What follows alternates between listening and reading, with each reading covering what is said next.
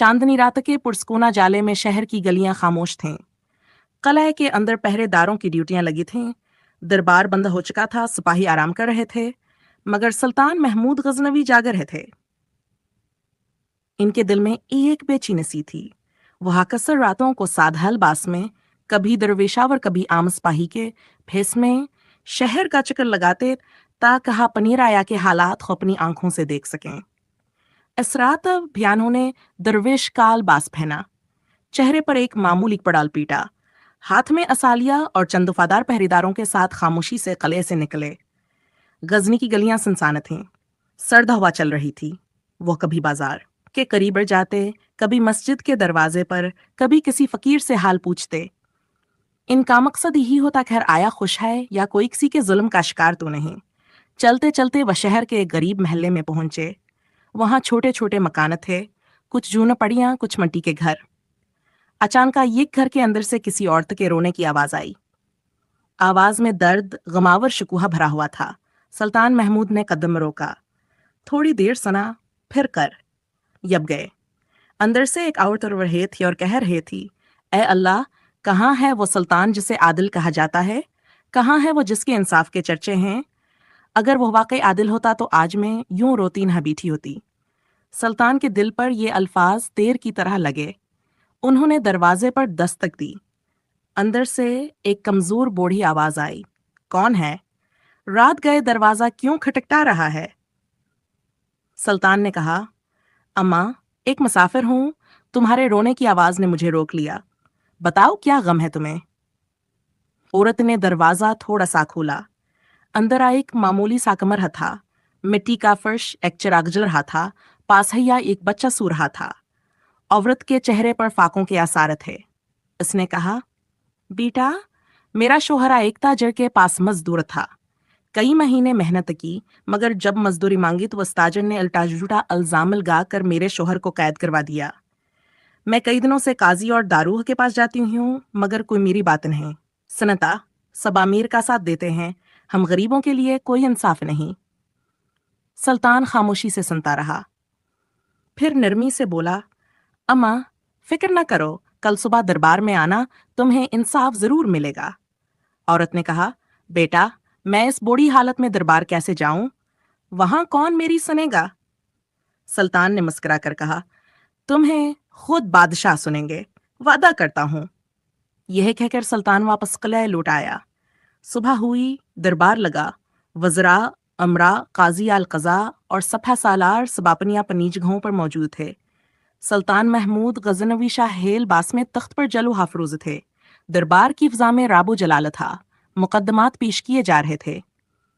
इस युवक दरबार के दरवाजे पर बूढ़ी औरत दाखिल हुई। सुल्तान ने इसे देखकर फौरन पहचान लिया, मगर जाहिर न होने दिया। सुल्तान ने काजी को बुलाया और कहा, यह औरत कोई फरियाद लेकर आई है, फौरन इसका मुकदमा सुना जाए। औरत ने सारी बात तफसील से सुनाई। काजी ने पूछा, क्या तुम्हारे पास कोई गवाह है? औरत बोली, मेरे गम की गवाही मेरा रब दे सकता है, कोई इंसान नहीं। सुल्तान ने फौरन हुक्म दिया कि इस ताजर को फौरन हाजिर किया जाए। कुछ देर बाद वो अमीर ताजर दरबार में आ गया। बड़े फख्र से कहने लगा, जहां पना ये औरत झूठ बोलती है, इसका शौहर चोर है। सुल्तान ने कहा, इस चोर का माल कहाँ है? सबूत कहाँ है? ताजर हचकचाया, कुछ बोल ना सका।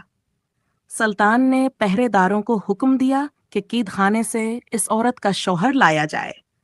थोड़ी देर बाद वो शख्स लाया गया, जंजीरों में जकड़ा हुआ, मगर चेहरे पर सच्चाई के आसार नुमायां थे।